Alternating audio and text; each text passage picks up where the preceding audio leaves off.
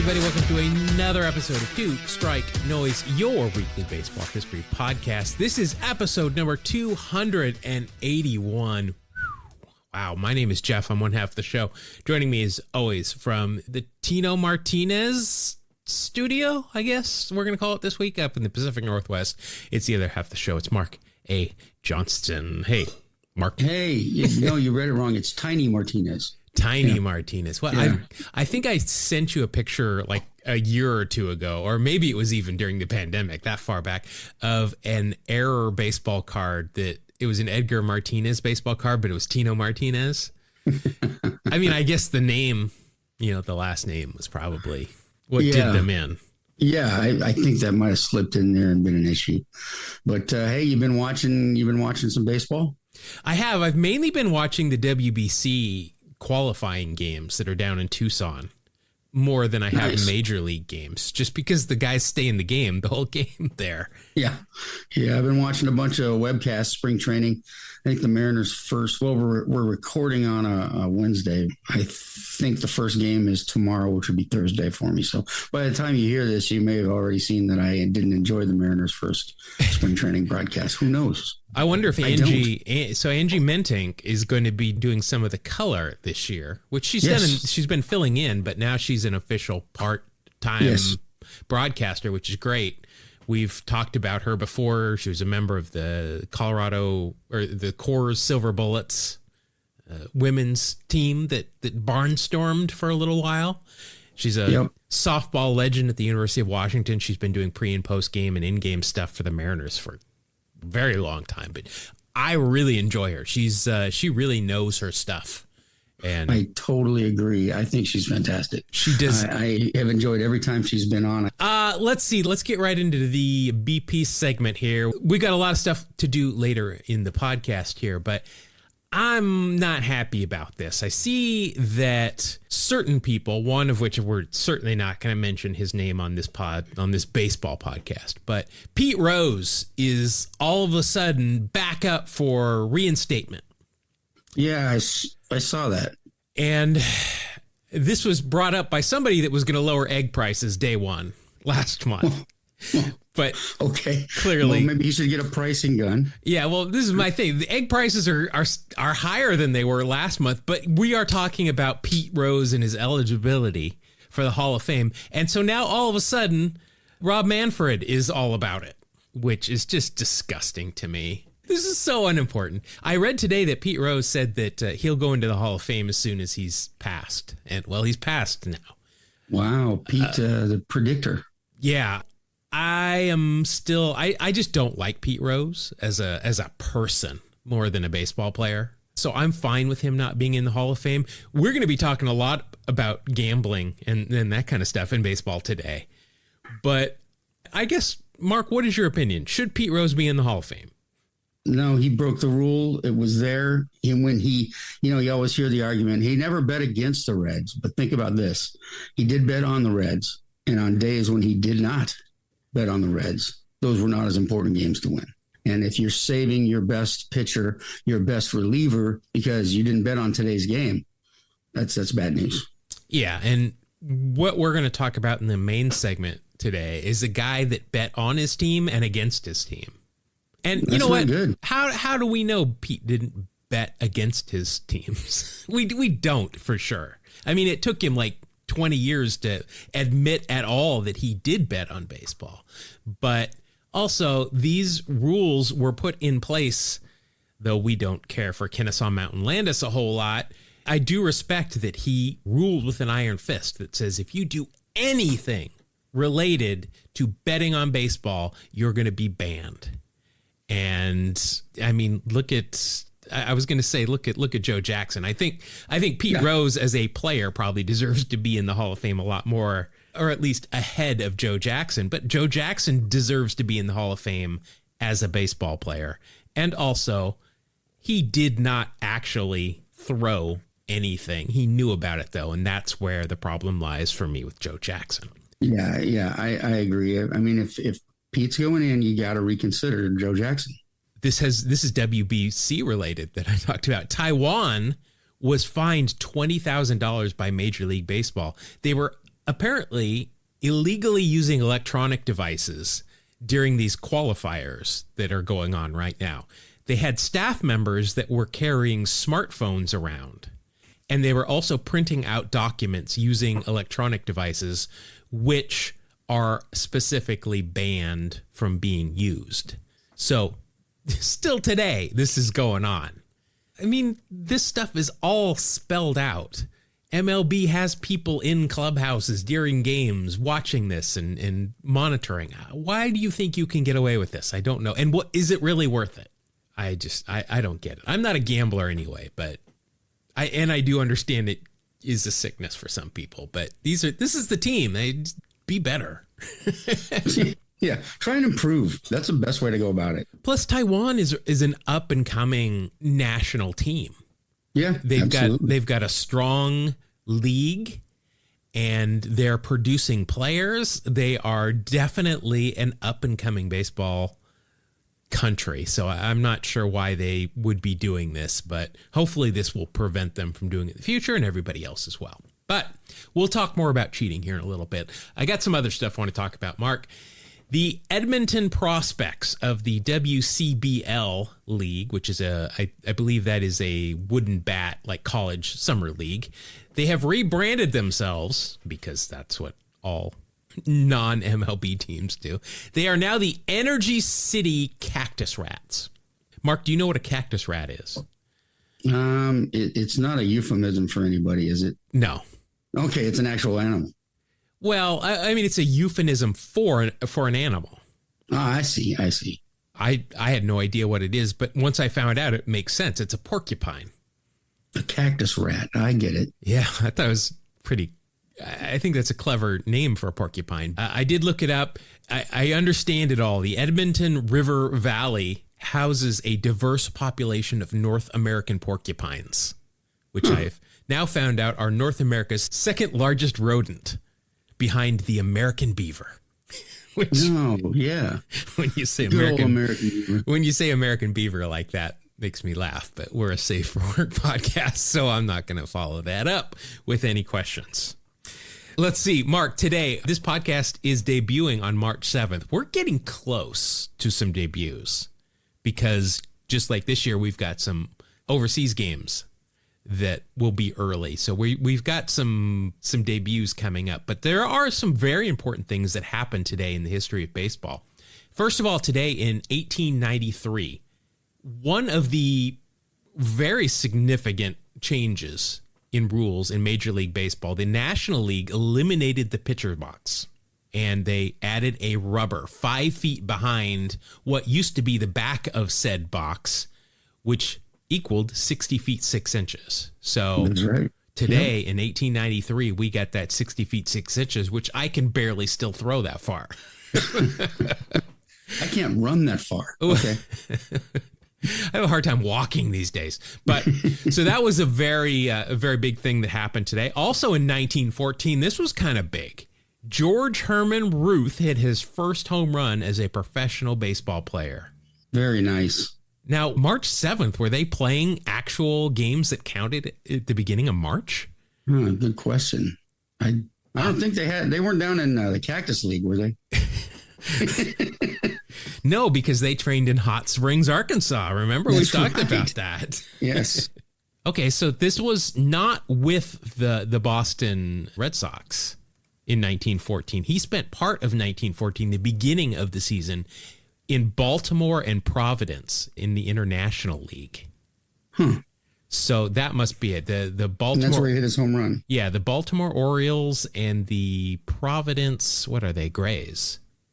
So it doesn't tell, I'm not seeing on Baseball Reference which of those two teams he hit it for, but I do see he hit a home run for one of those teams. So I again, just have no idea why they would be playing at the beginning of March. But he did it, so yeah, okay. I think he probably did okay the rest of his career. Wouldn't it be cold in the beginning of March? Yeah, in Baltimore. In Baltimore? Or Providence, Rhode Island. I mean, yeah, that too. Maybe they were playing in a dome. That's probably what it was. They were indoors. It was unseasonably warm. That was it. Yeah. Also, though, this one is a sad one. March 7th, 1991, Hall of Famer James Cool Papa Bell passed away at 87. This is my guy. This is my absolutely my favorite Negro League player. He was an outfielder, of course, just a speed demon, stolen bases, running things down in the center field, running things down in center field. He played in the Negro Leagues from 1922 to 1946 and was inducted into the Hall of Fame in 1974. He was too old when integration happened and was just robbed of the chance to get a play in the major leagues by people like Kennesaw Mountain Landis, who we've talked about before, and Cap Anson and all these idiots. So sad day. I read things that he lived in Kansas City his whole life after baseball and would just sit on the stoop of this little house and nobody really knew who he was. And that's just, that breaks my heart. Like, it's messed up. Yeah. I mean, just think if you would have lived in that neighborhood and you could just go over and talk to him and he could recount some of these games, how cool that would be. Can you imagine? Yeah. Wow. Yeah. So I was listening to an interview for our main segment today with a pitcher that pitched. He was the oldest living dead ball era player. He passed away at the age of 107, like in the early 2000s. And he still had a very sharp mind. He was running through games from the 1910s of pitches and stuff. And it was really great. And I could just imagine doing that with somebody like Cool Papa Bell. But yeah, absolutely. Mark, what do you say we get on to the main meat and potatoes of this here podcast today? I have got a dead ball legend that has some, well, not some, he has, maybe we just say he has all of the cheating strings. If you're putting together something on a cork board, he's in the middle and there's strings going all over from him when it comes to cheating in baseball. I'm going to talk about the Dark Prince, even though that wasn't his official nickname, Harold Chase, otherwise known as Hal Chase, and he was nicknamed Prince Hal. Yeah, that's a cool nickname. I want to be Prince Mark from now on. Okay, well, one of the Impractical Jokers had, as a punishment, had to be change his name to Prince for an entire season. That's nice. And get his ears pierced. Yeah, wow, that's rough. Yeah, I mean, they commit to the jokes there.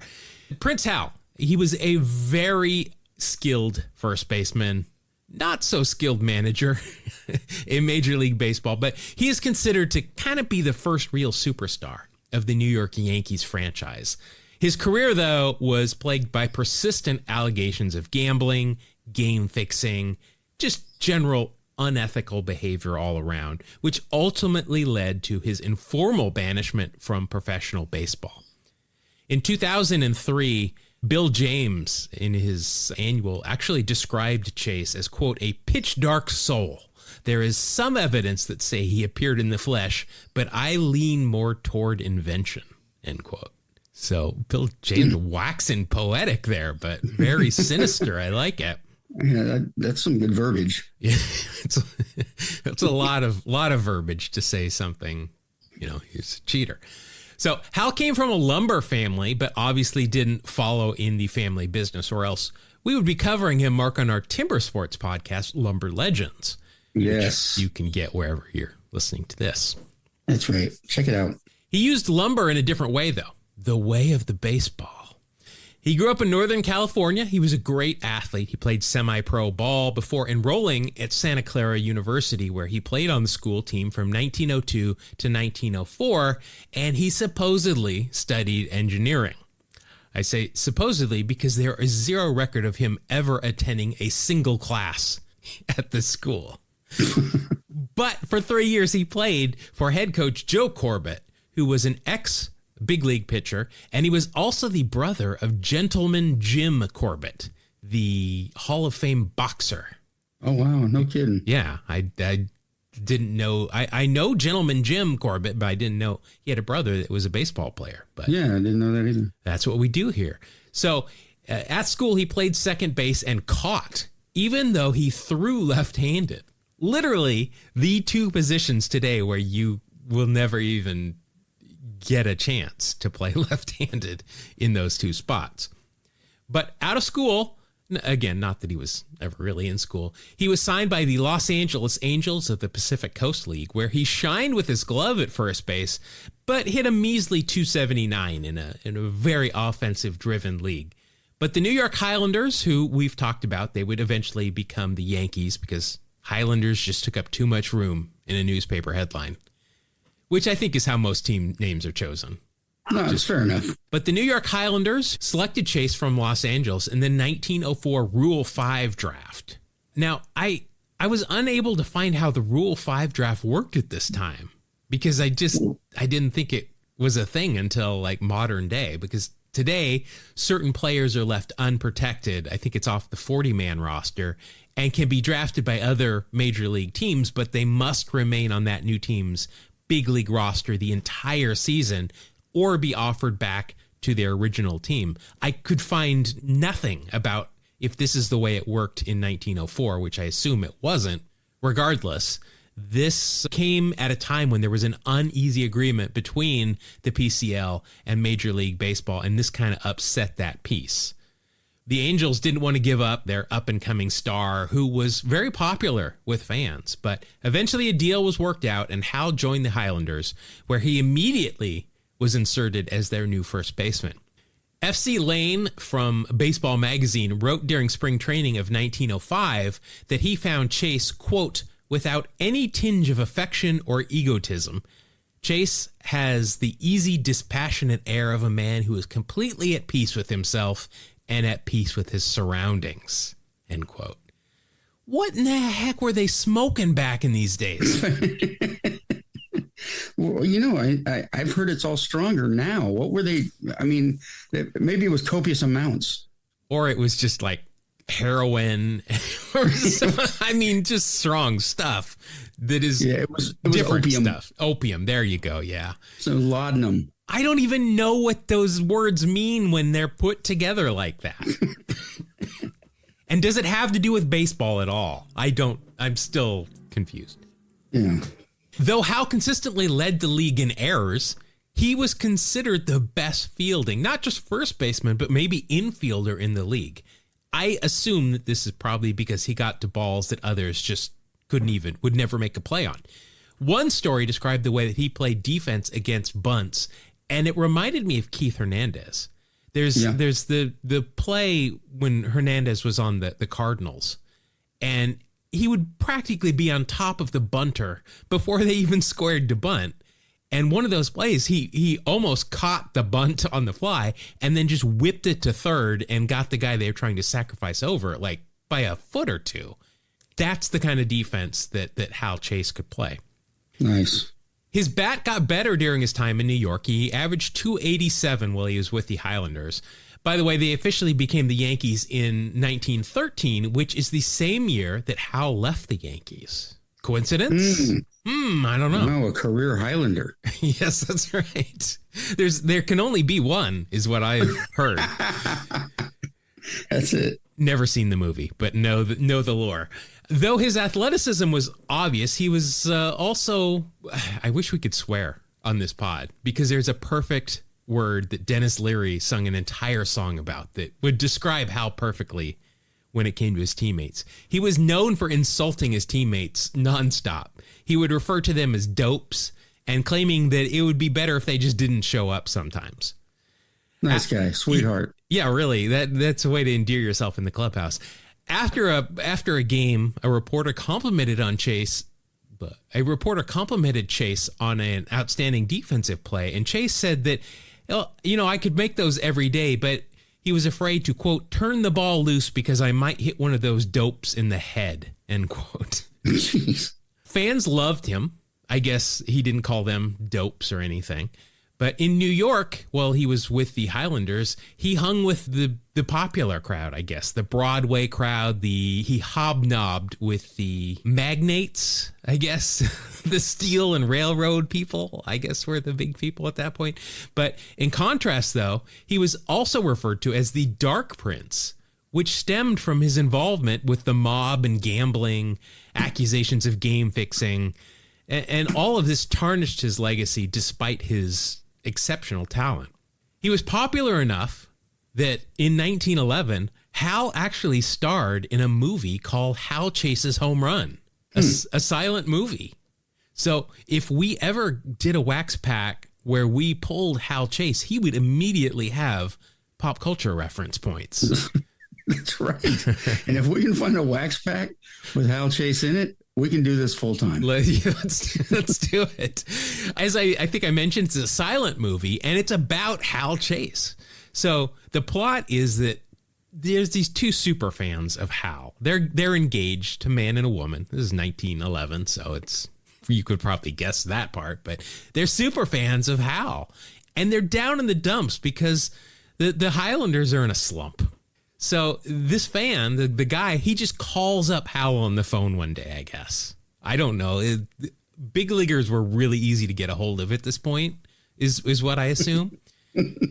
Yes. He picks up the phone and, it's just the operator, and he goes, "Connect me to Hal Chase, please." And I guess he picks up. But Hal says the team can win the pennant, but they have to win a decisive game that just so happens to be being played that very day when he gets this phone call.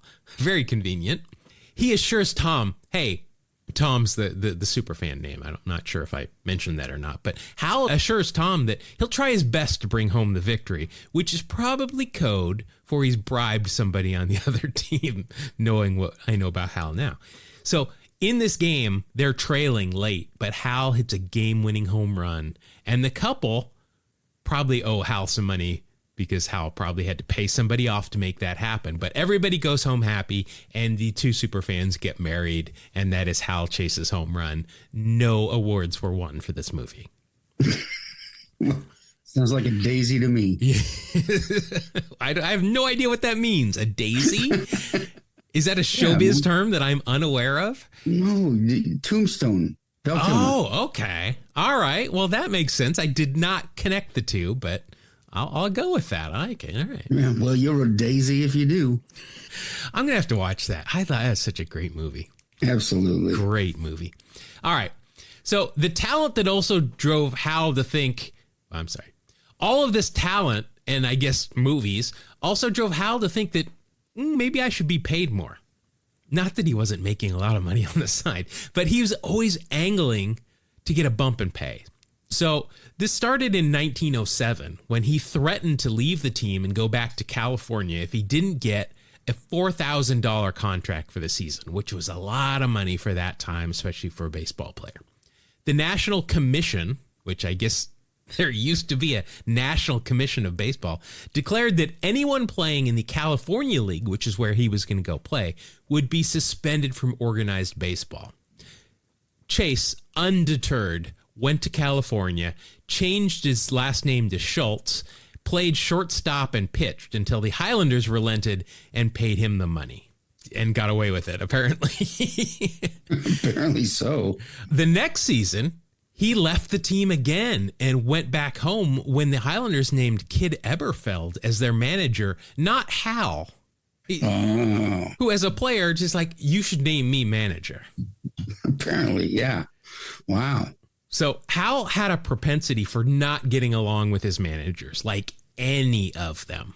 2 years later in 1910, still hasn't made his movie yet, but we're just kind of playing with the timeline here. The Highlanders are in the middle of a Midwest road trip, and Hal just one day gets up and leaves the team. He jumps on a train and goes back to New York City and demands that the manager at the time, Gene Stallings, be fired because Gene has made some comments about how Chase is not particularly interested in playing some days. I'm guessing that's when he's got money on the other team. Right. And that's what was being implied by Gene Stallings, by the way, as well. But I guess being a star has its benefit because on the spot they fired Stallings and Hal took over as the skipper. Wow. So we got back on a train, met up with the club and said to Stallings, "Hey, you're out. I'm in." There had been rumors, as I mentioned, that Hal had been very friendly with the mob and the gambling crowd in New York. And I'm guessing he thought it might be easier to control the outcome of games if he was also managing the team. Just as you mentioned in BP with Pete Rose, being able to do that. It did not go well. He only lasted one season as manager before Frank Chance took over. And yes, as we always have to say, that the Frank Chance of the most overrated counting double play stat of all time. But Chance had a similar experience with Hal, as all the other and future managers did, and often thought that Hal was not trying to win the game all the time. So Chase was eventually traded in 1913 to the Chicago White Sox. He was exchanged for Babe Borton and Rollie Zeter. Are you familiar with either of these players? Rollie Zeter. Yeah. Wasn't he the shortstop for the Yankees? That's Derek Jeter. Well, I wasn't even close. Well, I don't know if he was a shortstop, but you're right, because he was traded to the Highlanders. So there you go. You're close. Well, I got part of it right. Yeah. So Babe Borton hit 130 before he was released. And Zeter played sparingly because of a foot problem, which led a reporter to say about this trade that, quote, the Yankees traded Chase to the White Sox for an onion and a bunion, end quote. Again, Wow. These guys are, I think a lot of them were alcoholics at this point. Although there wasn't that much to do, man. Well, there really wasn't. I mean, that's that's part of the problem, I think. But I will also note here that Babe Borton, who was the onion, not the bunion in this thing, was kicked out of baseball in 1920 because of, wait for it, gambling on baseball games. No. It was the Wild West, man. I'll tell you, everything went. Man, I guess. So Chase played for the White Sox, and that's pretty much all I'm going to say about his time in Chicago. It was only a season and a half, and literally nothing special happened there. He was not as popular as he was in New York, and his numbers were just kind of average. But following the 1913 season, the Federal League became a thing. So midway through the next season, Hal decided, you know what, I want to go play in the Federal League. I don't like it here in Chicago. So he wanted to go play for the Buffalo Buffs. No, the Buffeds. That's what Baseball Reference says in 1914. They were the Buffalo Buffeds. The Buffeds. It's like they spelled buffets wrong or something. I don't know, but that's what it says. The next year they became the Buffalo, but for this season they were the Buffeds, apparently. I still think it's a typo, but whatever. At this time in baseball, teams could give players 10 days notice if they were going to be let go. Well, Hal thought this should work both ways. So while still with the White Sox, he gave Charles Comiskey, the owner, a 10-day notice that he was going to be leaving the team. He didn't wait 10 days. He just handed in the notice that is not a thing in the first place and left, and was in the Buffalo lineup the next day. The White Sox got a court order to stop Chase from playing anywhere but for the White Sox, and they were trying to serve him with this order. Hal skipped town and headed to Canada so that they couldn't, it's just like endorsed papers, I guess. In the movies, you got to hand it to the person. But he would pop in unannounced to play games, just show up every now and then. Nobody will be waiting for me if I show up unexpectedly. But eventually they got him. He showed up one day, struck out in the first inning, and while he was taking the field in the second, guy came out with papers and handed it to him at first base. So Chase, we've always been a litigious country, eh? Now I'm Canadian, I guess. But Chase took the Sox to court, where a judge actually ruled in his favor. Kind of an early challenge to the reserve clause that, of course, stuck around until 1975. But he essentially said owners and teams have way too much control over people. So Hal could play. In 1915, now the Buffaloes, he hit 17 home runs. This is the dead ball era. 17 home runs. Hal never hit more than 5 in a single season in his major league career. Nobody else on the Buffs at this point even hit more than 6, and he hit 17. Only 3 other players in the entire Federal League had double-digit home run totals. Wow. So I don't know if they were switching special balls out for him during his at-bats, or if they moved the fences in when he was at the plate. I don't know. Well, I mean, it was too early for anabolics. Maybe it had to do with the laudanum. The laudanum? What is laudanum? Laudanum. It's what they put opium in back in the Wild West days.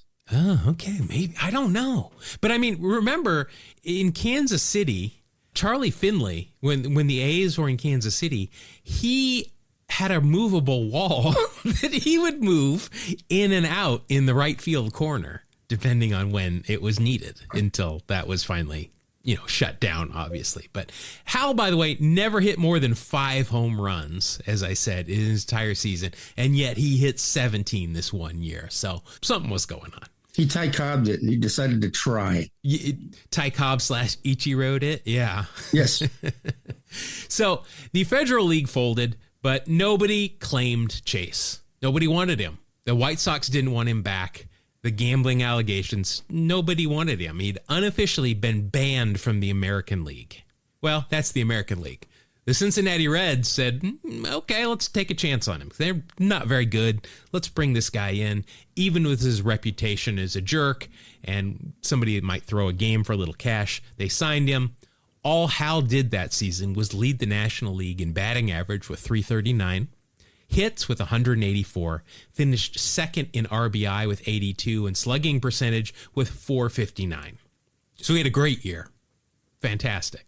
The Reds were not very good, though. They finished 60 and 93. I'm guessing there were some dopes on that team with him. A handful. And, Hal didn't want to involve them. So in 1918, the Reds manager, who was Christy Mathewson at this point, kind of an important guy, he suspended Chase for what he called indifferent playing, which we can read into that, throwing games. He accused him of offering bribes to teammates and opponents to influence the outcome of games. Reds pitcher Jimmy Ring testified that Chase offered him $50 to intentionally lose a game against the Giants in 1917. Ring refused. The Reds lost that game, but Chase still left $50 on his pillow in the hotel, which, as I read more, this is how Chase would work. He would offer the money, and if they said no, if the outcome was still favorable, he would give them what he promised them, in hopes that they now have this money in their pocket, and in the future it might be easier to get them to do what he needs done. Right. Ring, by the way, was on the 1919 Reds that beat the White Sox in the World Series. 1919 World Series, obviously the Black Sox series. Reds pitcher Pol Parrott, which that's not his real name, but that's his nickname, and I love it. Pol Parrott claimed that Chase asked him which game he was going to pitch in a doubleheader against his Reds, saying, quote, "I wish you'd tip me off, because if I knew which game you'll pitch and can connect with a certain party, you'll have nothing to fear," end quote. Meaning, nice. Yeah. Which of these games are you pitching? Because I'll make sure you win it. Yeah. So Mathewson said in an affidavit that after carefully watching Chase during the season, he was convinced that he was, quote, laying down, which is, again, they just can't say cheating. I don't know why this is, but National League President John Hadler held a hearing in January of 1919 about these accusations, but as fate would have it, both Mathewson and Parrott were both serving with the Army in Europe and could not testify. This baseball was just so corrupt at this time. It really was. I'm starting to think it was a darker day in the game. Yeah. I'm just, putting two and two together here. So Hadler, citing lack of concrete evidence because nobody was there to testify against him, stated that, quote, "both the evidence and the records of the game of which reference was made fully refute these accusations," end quote. He's completely innocent and exonerated. So the Reds traded Chase to the Giants, who were managed, as I just said earlier, John McGraw. This is the team that just the season before Hal had tried to bet on against his own team that he was on. So he only lasted one season as a Giant. And oddly enough, Christy Mathewson, who had managed him with the Reds and then had to, served his country a little bit during the offseason, and had previously, as I said, suspended Chase for laying down, joined the Giants as a coach. So he's back with Hal Chase. That, by the way, Mark, happened on March 7th, today. Oh, wow. Yeah, that's weird. So during the season, Chase and teammate Heine Zimmerman were allegedly attempting to bribe teammates to influence games. Shocking. McGraw heard about this, immediately suspends Zimmerman, leaves Chase unpunished. I think the mob and these gamblers just had their claws in too many people for this guy to ever be caught. Yeah, well, the money was unbelievable when you're earning what a baseball player made back then. Yeah, and I'll tell you here in a minute how much he was making. So the next to the last day of the season with the Giants, Hal doubles in his final plate appearance and then mysteriously disappears. Now, if this was a movie and he's involved with all these gambling types, I would think maybe somebody put some cement shoes on him and put him in a river somewhere. But no. Make him sleep with the fishes. Yeah. No, what he did is he talked to his connections in the gambling world and came up with this idea that maybe he could get the 1919 World Series to go one way. Sound familiar? Mm-hmm. It is believed that Hal was actually the one to come up with the idea to have the White Sox throw the World Series.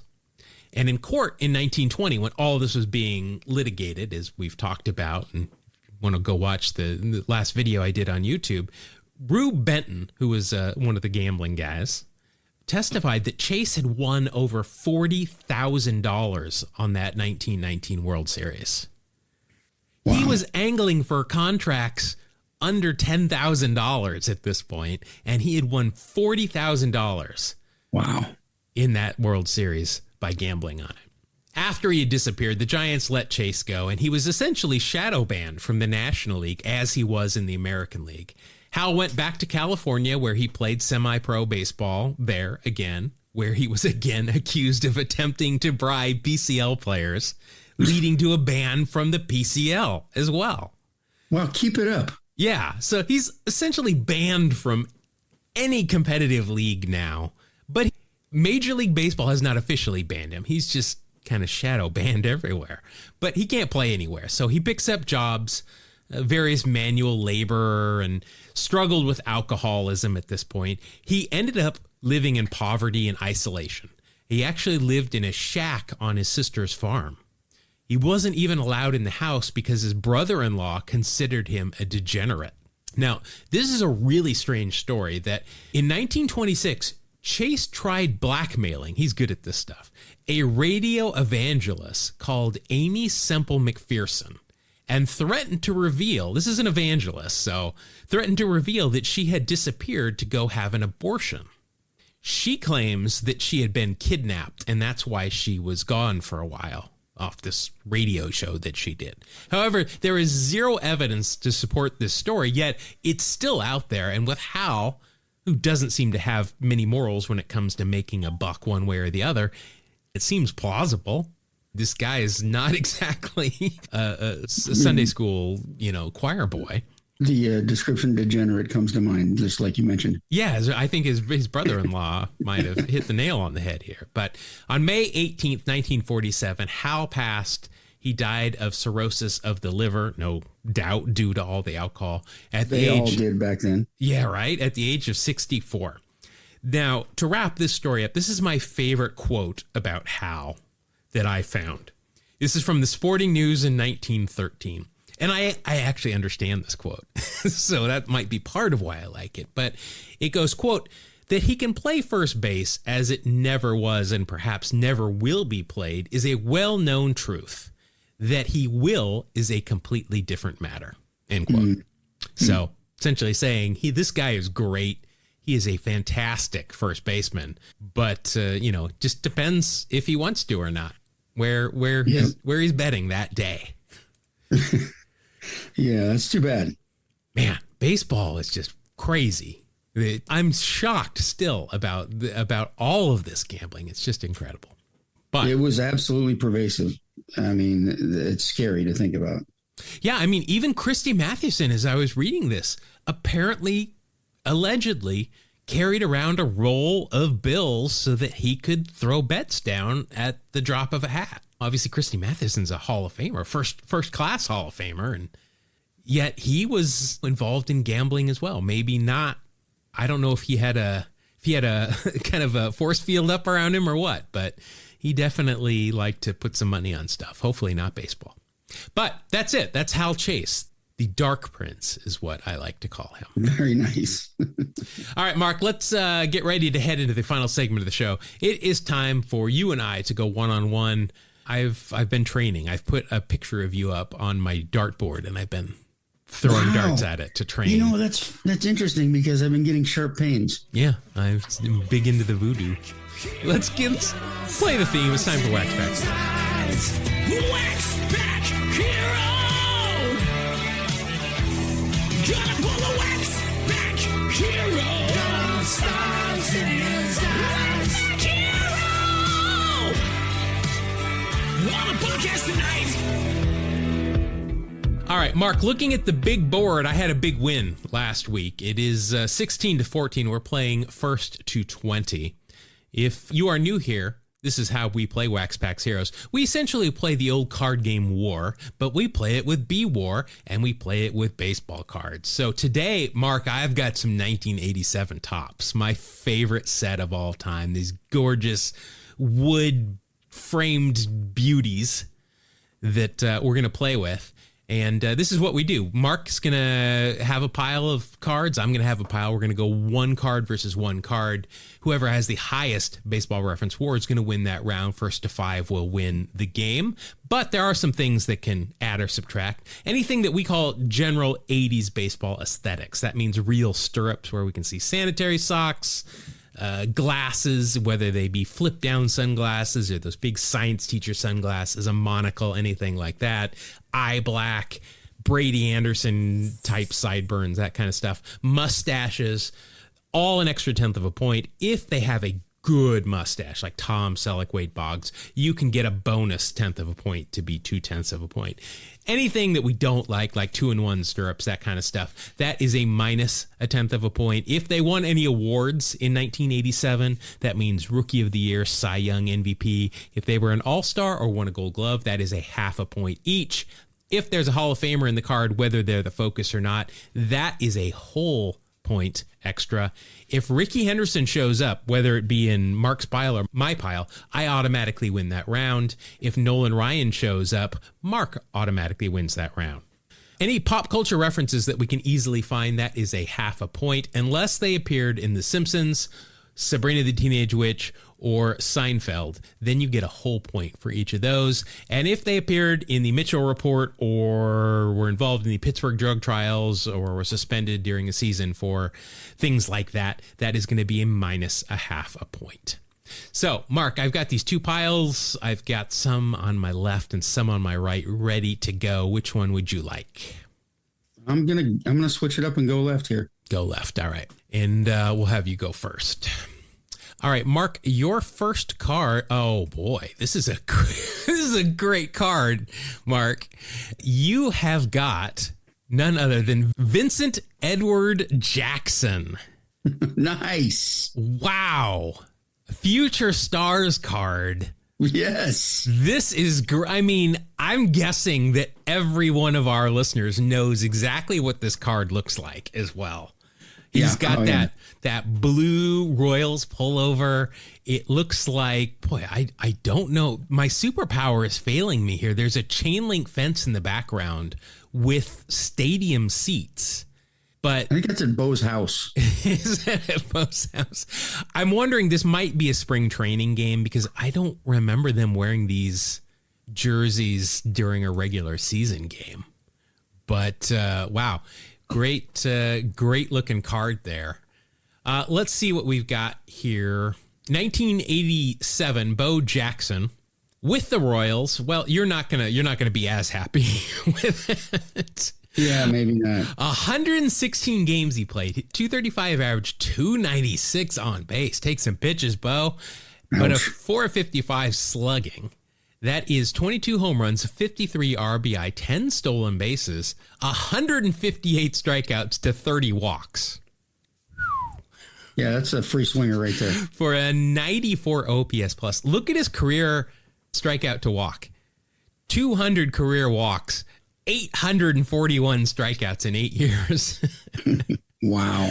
Wow. And that is a WAR of 0.0 for Bo Jackson. That means I got a shot. Well, it does, yeah. Well, no, you're gonna get pop culture. Pop culture points. Yeah, for sure. Yeah, so I mean, you're gonna get the pop culture. I mean, Bo knows all that stuff, but he was never on none. He was never on any of the big three in our mind. Right. So you will get the positive 0.5 there. I don't think, especially with this set, we can't give points for pullover jerseys because half of the guys are gonna have them. But I mean, that's a great card right there. You got Bo Jackson for a 0.5. I'll take it. Yeah, that's not bad. All right, next card here for me. Oh, well, this is nice. I've got a Royal as well. I've got career Royal, Frank White. Oh, nice. Great looking card here from Yankee Stadium on the road. The full baby blue top and bottom for the Royals. Great look. He does have real stirrups and he's got a mustache. So I'm chipping away at that Bo Jackson pop culture. Yes. Let's see. Frank White, as I said, career Kansas City Royal. 18 years in the big leagues, every single game in those baby blues. In 1987 for the Royals, let's see, he appeared in 154 games, hit 245, 308 on base, 400 slugging, and 8 home runs, 58 RBI, 7 stolen bases, and 85 OPS plus, and a 2.8 WAR. Frank White's going to blow away Bo Jackson. Not even close. Here. Yeah. Frank was a better player that year. What can you say? Well, I think, I'm going to be honest. I think Frank White was a better player overall than Bo Jackson. I love Bo Jackson, and Bo Jackson was a very good baseball player, but Frank White was a really good baseball player. Looks like he's done some coaching. He's done some broadcasting. He even won an election in the Jackson County legislature in 2014. And, oh no, this is good. He vetoed an ordinance which would have put on a ballot extra tax because both the Kansas City Royals and Chiefs are trying to get new stadiums. Right. So I am against publicly funded stadiums, so good for you, Frank White. Also has his number retired by the Royals, which is good. Overall, that's going to be a win for me. I'll take it. All right, first round to me. Mark, your next card is a manager card. Our favorite. Oh, lucky me. Yes, it is Sparky Anderson. Sparky here with the Tigers. Now, you're going to get some 80s aesthetics here. He is in the dugout in full uniform with that puffy, like, plastic jacket underneath his uniform. Oh, that's awesome. I still don't understand why these were ever a thing. There it is. That is definitely a 80s baseball aesthetic. Let's see. It's George Lee Anderson, by the way. So, be respectful. Oh, you also are going to get the Hall of Fame bonus as well there. So that'll be that's a full point. For some reason, I was thinking it was half point. Now that's a full point for the Hall of Famer Sparky Anderson. As a player, Mark, he only played one season for Philadelphia in 1959 with a WAR of minus 1.2. So I can see why he only played one season as a second baseman. Captain Hook, his other nickname, which is great for a manager. Captain Hook passed away in 2010 at age 76. I love this. In 79, Anderson guest starred as himself as on an episode of WKRP in Cincinnati. Ooh, that is big time pop culture. Was he catching turkeys from a helicopter? What was he doing? No, it says he was a talk show host at the fictional stadium, at the fictional station, WKRP. It says eventually Anderson is let go, prompting him to say, and I quote, "I must be nuts. Every time I come into this town, I get fired." That's great. Gotta love it. Yeah, that wasn't his only appearance on TV, though. The White Shadow he was in an episode of. I have never seen this show. I think it's about a white basketball high school coach that goes to a predominantly black high school in the hood. Yeah. I think that's what it is. He appeared in an episode there and also in a Disney Channel movie called Tiger Town from 1983. Sweet. Let's see. Made for TV sports drama Starred Roy Schneider as Billy Young, an aging baseball player for the Detroit Tigers. I kind of want to see this. Tiger Town. Yeah, that might be an episode. I don't know, but well, I mean, maybe it's on Disney Plus. Well, I will have to find it somewhere. All right, Mark, that is a 1.6 for you, and my next card is I know this guy. He is with the Mets here, which is where I know him from, but he also played for the Yankees and Cardinals, but I remember him here. It's shortstop Rafael Santana. Can he beat Sparky? Let's see. Rafael Santana, overall 7 years in the big leagues. He came up with St. Louis, then the Mets, the Yankees for 1 year, and Cleveland for just 7 games in 1990. He and Keith Hernandez really just didn't play a lot for Cleveland in 1990. But 1987 with the Mets, he was obviously on the 86 team. I think he was the starting shortstop for the Mets in 86. But the Mets in 87, he appeared in 139 games, hit 255, 302 on base. Not a power hitter. 5 home runs, that was his career high. 44 RBI, also a career high for a 76 OPS plus, and a WAR of 0.5. Now, he's got a mustache in this picture, so that'll be a 0.6. I am a full point behind Sparky Anderson. Do you think there's much in the way of pop culture for Rafael Santana? Well, he better have toured stadiums as a musician, because it's going to take a couple points. I think that's Carlos Santana, though, isn't it? Just Santana, man. Just Santana. Let's see. Yeah, I'm not seeing anything here that is going to help us there, unfortunately. So Captain Hook is going to beat Rafael Santana, and that's going to tie us up at 1 apiece. Is this the first time a manager card has won a round? I don't think it is. I think because often we'll just get a 0 and then we'll get somebody that just does nothing. I seem to think we've had that before, but I can't be sure. All right, Mark, your next card is a team leader card. So that'd be good. Well, except for it's Atlanta. In 1987. Well, so yeah, not as good. I know one of these guys. So there's 2 guys here. These are weird uniforms. I have not seen these. This has got to be spring training. They're dark blue with the word Braves across them. I tend to think that this is the uniform that 88 Tops podcast was referencing on their last episode as well, because I've never seen these uniforms before. And I don't know who Glenn Hubbard has got his arm around. Oh, it's probably Rafael Ramirez. That must be who it is. So what I'm going to do here, Mark, is I'm going to give you the option. Do you want to use Glenn Hubbard without a snake around his neck, or Rafael Ramirez? Boy, that's a tough call. I'm going to go with Glenn Hubbard. Glenn Hubbard. All right. Well, he is wearing real stirrups, and he's, of course, got a mustache because he always did. Yes. All right. Glenn Hubbard, overall 12 years in the big leagues, 10 with Atlanta, and then his final 2 with Oakland. Got a World Series ring in 1989, so he's got that going for him. In 87, which was his final year with Atlanta, let's see, he hit 264, 378 on base, 5 home runs, 38 RBI, and a 99 OPS plus for a WAR of 3.0, his career high.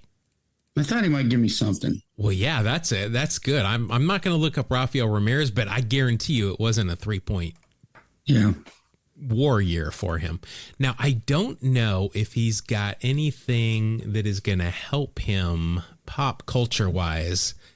You know, if it was the snake card, then sure, but I don't see anything else. So that's a 3.2 for you. Going up against him, I love this guy.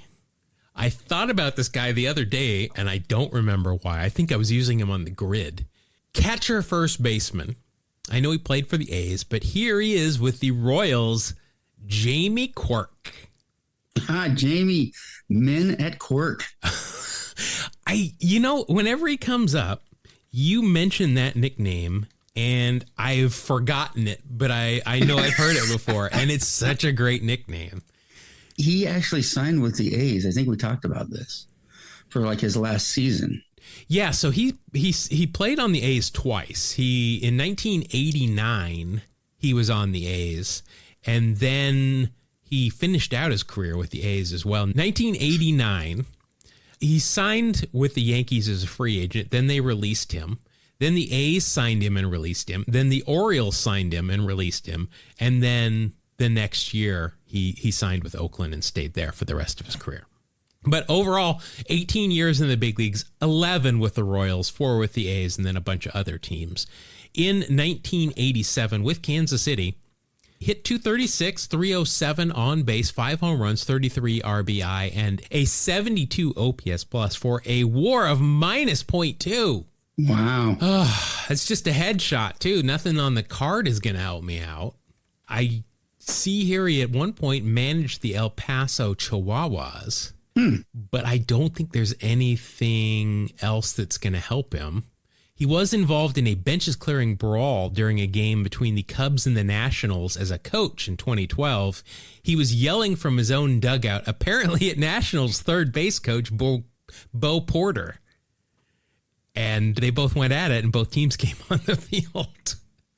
Wow. I don't like Bo Porter. He's on my list because I remember he got mad at Jed Lowry for bunting in a game that was out of reach, I think, when he was the manager of the Astros. Oh, okay. By the way, when I told you I was watching those World Baseball Classic qualifiers, one of the teams, I don't remember who, had a no-hitter in the 6th inning and was broken up by a bunt.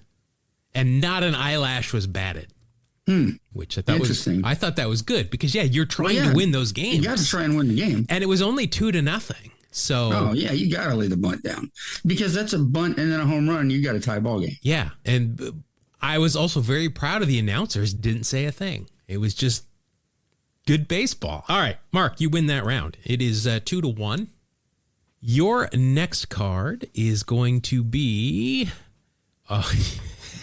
You got another manager card. Come on.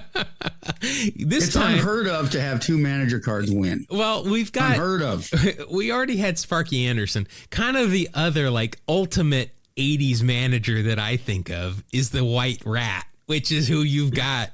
Whitey Herzog.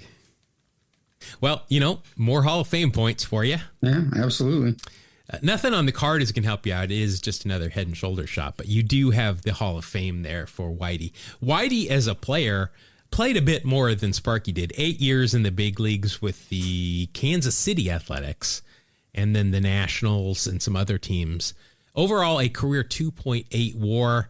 Obviously, best known as a manager, won the World Series with the Cardinals in 1982, won a couple of other pennants, was the manager of the year. And so there is the White Rat. He passed away last year. Yeah. Now, do you know his real name?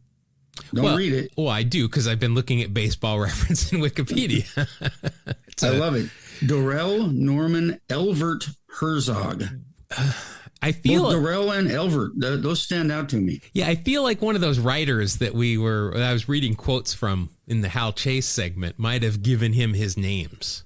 Dorell Elvert. I hope those are family names. Yeah, you would hope so. He was known as Relly, a diminutive of his name Dorell. Okay. Let's see. He's got brothers and sisters. What are their names? I'm wondering. It's not telling me. Yes, this we need to know. Oh, here we go. His younger brother, Codell, who was nicknamed Butts, Butz. Okay. Yeah, I don't see any other names, but nothing else as well that's going to hurt or help you. So you're going to be 1 point there, though, for the Hall of Fame. Okay, I'll take the 1. So, I mean, that's kind of what manager cards do. We don't get points for having the name Dorell? No. No, we do not. All right. You're going to be going up against, I don't know, this is going to be close. I have got here kind of utility guy for the Montreal Expos. Well, he's got real stirrups. I like that. I can't, it looks like it's a no ear flap helmet, but I can't tell, so I can't do anything. But it's that great pinwheel Expos. Full uniform and spring training uniform. It's Mitch Webster. Oh, nice. All right, let's see. 13 years in the big leagues, 5 with the Dodgers, 4 with Montreal, and then a couple of seasons for Toronto, the Cubs, Cleveland, and Pittsburgh. In 1987, his final full season with Montreal, he hit .281, a .361 on base, 15 home runs, 63 RBI, 33 stolen bases, nice, for a 108 OPS plus and a 3.3 WAR. So even if he was in the Pittsburgh drug trials several times, I think I'm going to win this round. I don't think he was. I don't think he was either. Oh, he went on to become a scout for the Dodger organization. Yeah, but nothing else is going to help me out there, but I don't need it. It's going to tie us up at 2 apiece. 2 apiece. We're playing a 3 or 5.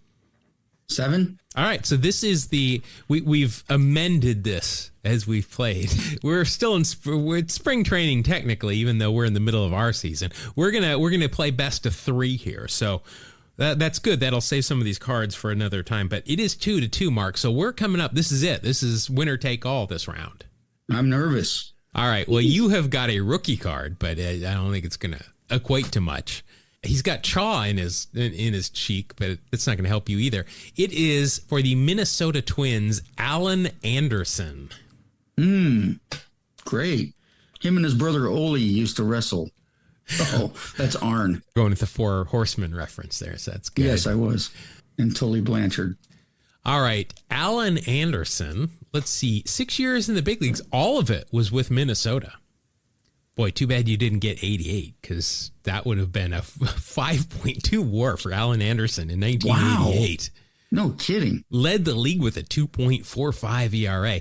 Not the case in 1987.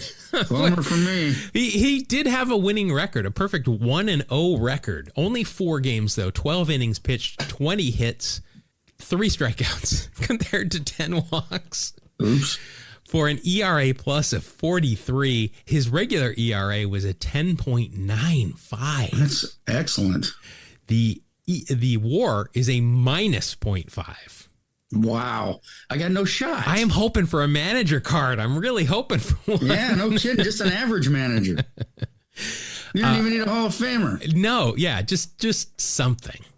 But I don't know. Let's see. Maybe he made movies. I don't know. But no, he didn't. He did kind of doubt it. Yeah. He at one point after baseball was a real estate agent and auctioneer with Better Homes and Gardens Real Estate in Lancaster. Okay. How cool. I wish I could. Those auctioneers are hey, yo, that kind of stuff. Yeah, those guys do pretty well financially too. I have a buddy. Oh, yeah. We could think how fast we could record podcasts, though. If we had that skill, absolutely. People wouldn't even need to listen to it on twice the speed or anything. No. Yeah. But let's see who I've got here, Mark. I have got somebody that I have not heard of. But again, if he didn't play at all. I remember this card, though, vaguely. It is with the Baltimore Orioles, and he's got a mustache. John there it is. Stefero? Stefero. Stefero? Okay. Sure. Well, 3 years in the big leagues. Including 1987. 2 years with Baltimore. 87, he was with Montreal. In 18 games, he hit 196, 237 on base, 1 home run, 3 RBI, 28 OPS plus for a minus 0.6 WAR. No way. Now, I already told you, he's got a mustache. Yes. Oh, this is interesting. The Orioles sent him to the Expos to complete an earlier deal where the Orioles traded Dennis Martinez to the Expos. Oh, okay. Denny had a pretty good career after that. Oh, well, true. Denny was probably 806 at that point. But we're tied here unless John Stefero has done something like worked at Safford Brown Automotive Group in Glen Burnie, Maryland since his retirement. He is currently the president and general manager of said automotive group. Yeah, that's a special rule. Yes. I don't see anything here that's going to help me, which means, Mark, that we're going to have to go to a sudden death round here. Okay. I'm hoping for some manager cards again. My manager's better than your manager. Yeah. All right. Let's see here. I got to draw some extra cards, and you have got somebody that I'm not familiar with, nor does the card, although I know I've seen this card before, but it is pitcher for the Chicago White Sox, Joe Cowley. I remember Joe Cowley. Do you? Well, did he throw a no-hitter that was like disallowed or something? I think you might be thinking of Dave Palmer. He threw a perfect game. It was the second game of a doubleheader against the Cardinals. Pitched a no-hitter on September 19th, 1986. Oh, well, then look at that. I'm the complete wrong person I'm thinking of. Did you know, though, that Joe is a avid fan of the University of Kentucky basketball and football and enjoys going boating? I did know that, yeah. We've discussed it. So Joe Cowley, 5 years in the big leagues, 2 with the Yankees, White Sox, Atlanta, and Phillies. 1987, his final year in the big leagues with the Phillies, went 0-4 with a 15.43. Your pitching staff sucks, man. 15.43 ERA, 11 and 2/3 innings, 21 hits, 17 walks, and 5 strikeouts. My God, a whip of 3.25. That's not very good. I can see why he didn't play again. Overall, an ERA plus of 28 for a WAR of minus 1.3. That's a big negative. Wow. That is, I don't think I've ever seen a whip that big. He was traded by the Yankees with Ron Hassey to the White Sox for Britt Burns. That's a sad story. He was an incredible pitcher that just got hurt and couldn't play. But let's see. Tell me about Joe Cowley and this no-hitter that I'm forgetting. Okay. The no-hitter, he actually threw 69 balls and 69 strikes. Okay. That's how good he was pitching. He walked 7 and he gave up an earned run. Okay. But he did not allow a hit. Wally Joyner was quoted as saying not to put Joe Cowley down, but it wasn't impressive. That is Joe Cowley taking strays from Wally Joyner. Wally's supposed to be like this clean-cut BYU guy, and he's... Well, I mean, he wasn't wrong. Wow. The only pitcher in Major League history never to win another game after pitching a no-hitter. That's crazy. Well, that is something. But you know what? None of that matters. It's not going to help you. There's nothing on this card that's going to help you either. So you have got a minus 1.3, and you will be going up against pitcher for the Chicago Cubs. At least I remember this guy, Frank DiPino. Sure. I remember Frank DiPino. Let's see, 12 years in the big leagues, 5 with Houston, 3 with the Cubs and Cardinals, and then 1 apiece for the Royals and the Brewers. In 1987, it's his best year of his career. I like where this is headed. 3-3 with a 3.15 ERA. So that's 10 points lower than your guys' ERA? 69 games, 80 innings pitched, 75 hits allowed, 34 walks, 64 strikeouts for a 136 ERA plus and a WAR of 2.2. Wow. Let's see. At one point, he was signed by the Brewers initially, and then the Brewers traded him, Kevin Bass, and Mike Madden to the Astros for Don Sutton. Interesting. I like that. I think the Astros got the better end of that deal. Has the best batting average against Tony Gwynn for any pitcher. Wow. Gwynn That's a big deal. 1 for 20 against Frank DiPino. He did draw 3 walks, but 1 for 20, that is a .05 batting average. That's incredible against Tony Gwynn. Yeah. Also was the winning pitcher in the first official night game played at Wrigley Field in 1988. Nice. All right. But, that's great. The best news overall is that gives me the win.